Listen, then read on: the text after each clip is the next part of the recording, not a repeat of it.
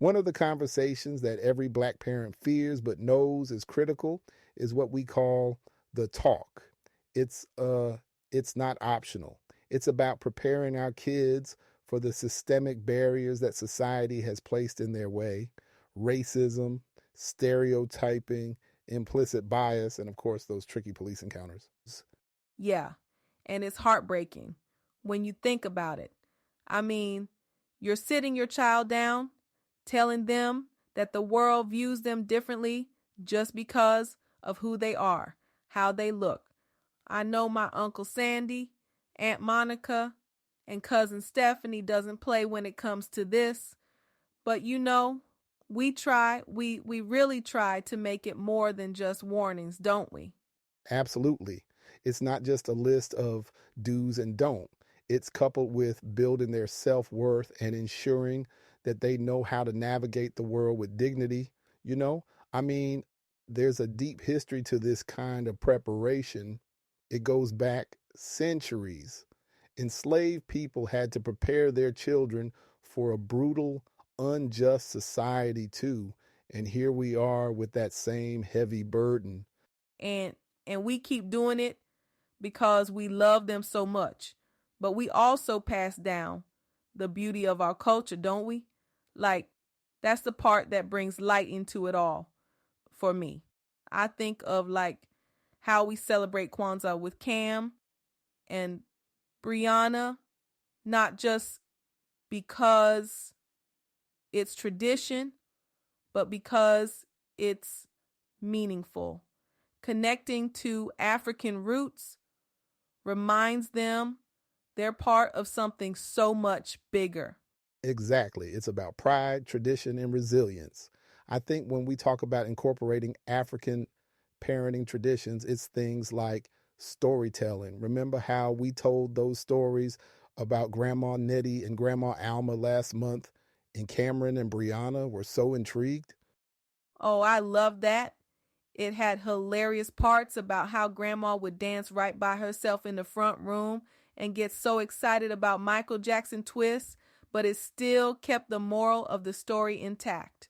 And that's the thing. Kids, they get it. They absorb these lessons without even realizing. Yeah, and those little moments stay with them. But let's shift gears a bit, how we handle this in our own neighborhood. Because raising our kids in a gentrified area, Oof, there's definitely pressure there. I mean, the community my family grew up in Harlem looks completely different now. It's it's hard to ground the kids in that same cultural richness, you know? Luckily in St. George, our family basically owned the entire road. So nothing has changed and we still have our culture, our memories, our history, and most of all, our ownership. yeah, I love that about your family. Bishopville Road is a straight up treasure, but in other places, it's not just the visuals either.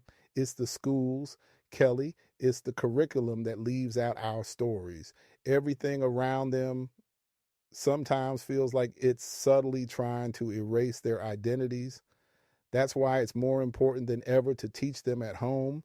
Why, for example, Why we don't let them lose our Sunday dinners. I still remember when we used to live in Red Springs, and after we came to Aunt Chris and Aunt Joanne's house from Uncle Johnny's church, we all sat at the long kitchen table and enjoyed Sunday dinner. exactly. Those Sunday dinners were where we really communicated and have those lasting, lifelong memories where we sit together and discuss who we are, where we come from. We're raising our kids to be proud of their ancestry, to walk out into the world knowing they carry history with them. And you can see that pride in their eyes when they try to, you know, accomplish something rooted in what we've taught them. Like Brianna standing up for her class project on African American scientists. She told me she felt like a queen that day. And that's what it's about, helping them see where they come from so that no gentrification or societal barrier can take that pride away. And honestly, Honestly, It's not always easy. We just hold on to the practices we can, the traditions, the lessons, the values. And that's how we make sure our kids don't lose the essence of who they are, no matter what. So when we talk about Black joy, we're really deepening what we just discussed. We're emphasizing camp meeting. Every year, those days at camp meeting, fellowshipping with all of those families is an absolute treasure in our community. Our pride, our traditions, and our resilience. It's more than just happiness. It's this deliberate celebration of who we are, this powerful response that says, we thrive no matter what. It's a resistance, you know? Yeah, exactly. It's not about ignoring the hard stuff or pretending it doesn't exist. It's about finding joy within our culture, our family, and our history, like holding on to a lifeline. And for me, it starts right in our home, Jerry. You know what I mean? Absolutely. I mean, for example, take Camren and Brianna, watching them dance around the house during our family game nights. It's not just playful chaos, it's pure, unfiltered joy rooted in this sense of safety and love we create for them. Oh, especially when Brianna pulls out her favorite playlist of old school songs and she does that little two step that looks just like your mom's I moves. know, right? It's like history repeating itself on the living room floor.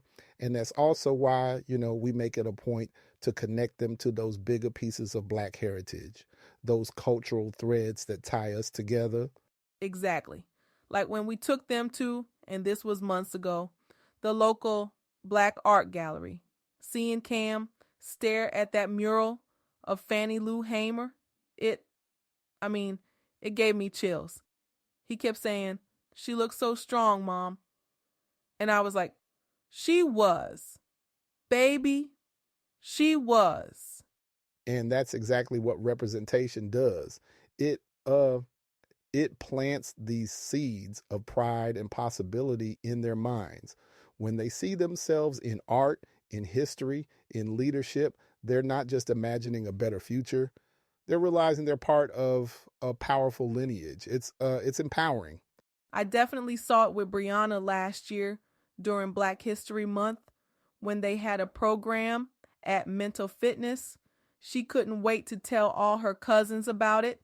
She told Grayson, Raina, and Haven. She was so excited to learn about different inventors and contributions to this country that her ancestors made. Yeah, that exactly that. It's about giving them a foundation strong enough to carry forward with pride and with joy, even when society tries to strip it away. This idea of Black joy, it's something we have to protect and cultivate like a garden. And oh, let's not ignore the impact of positive role models, right? Like Bree sitting on the couch glued to Serena Williams' documentary, or Cameron going, "Dad, I want to do speeches like Martin Luther King Jr."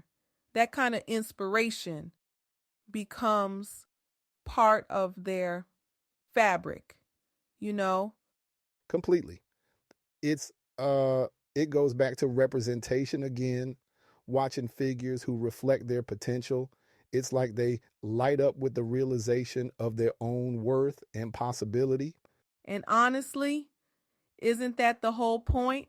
Not just surviving, but thriving, finding joy on purpose as we guide them through this complicated world. I talked to your cousin Danielle and Aunt Joanne about this because they are amazing teachers. Everything we've been saying about representation and pride in who we are, it makes me think about how much this is missing in education. The glaring absence of Black faces in curriculums or leadership positions like teachers and administrators. It's more than just disappointing.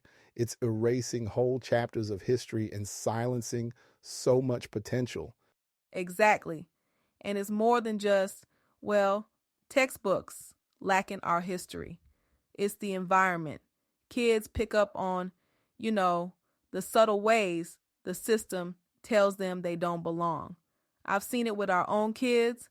It's frustrating. It really is. And Historically, this isn't new. It's tied right into larger systemic issues, things like redlining, school zoning, and funding disparities that keep predominantly black schools under resourced. But when those factors affect predominantly white schools too, They pretend it's not a problem. exactly.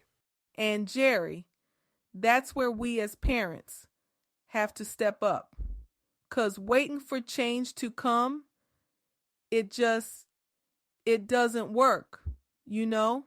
No, it doesn't. We had to advocate fiercely for both Camren and Brianna, whether it's talking to teachers about classroom materials or making sure that their contributions. Are respected. Yeah, exactly.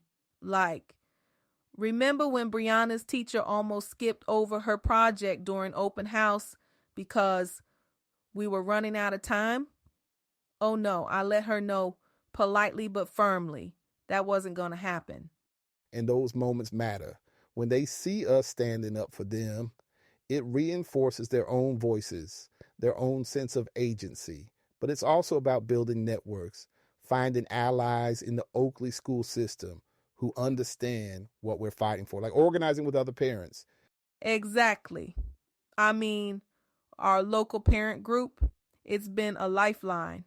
They've shared resources I didn't even know existed, scholarship programs, tutoring services, and that connection makes a difference. We can't do it all alone. No, we can't. And when we talk about representation, it's also pushing for programs that bring in diverse educators, teachers who can reflect our kids' identities and experiences. It's transformational when a child sees themselves in leadership in academia. Oh, like Miss Powell, and how Cam loved his teacher last year. He said that she was nice and he recognizes words easier when he's reading. She was phenomenal, not just because she was a great teacher, but because Cam looked up to her as someone who got it. There's power in that kind of connection. It's irreplaceable. Yes, and Brianna loved Miss Stokes and how she really helped her understand math. And for us, these small victories remind us why we keep pushing. It's exhausting sometimes, but it's about laying the groundwork for something bigger, ensuring that our kids and kids like them don't just exist in these systems, but thrive in them. Absolutely. And even with all the challenges, the key is persistence, knowing that every step, every fight isn't just for Cam and Brianna, but for the generations that come next. And Jerry, Yeah, hearing Brianna say, "You showed me how to stand tall," that makes it all worth it. it does. And that's the legacy we hope to leave for them and for every kid like them who deserves more, always more. And that's the work of parenting, Black parenting, today, teaching them to rise, love, and fight for something greater.